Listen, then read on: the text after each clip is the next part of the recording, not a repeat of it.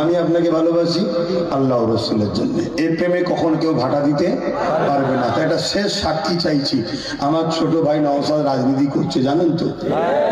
একদিকে নবী বংশের আওলাদ, একদিকে দাদা পীরের আওলাদ, এবং সে আজকের দিনে মুসলিম, হিন্দু, দলিত, আদিবাসী সবার জন্য লড়াই করছে না, করে না বলুন?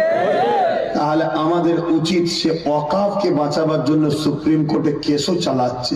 ওয়াকাফ বাঁচুক, আপনারা চান তো? তাহলে তার হাতটা যদি শক্তিশালী হয় তাহলে তার লড়াই করতে আরো সুবিধা হবে না? হবে না?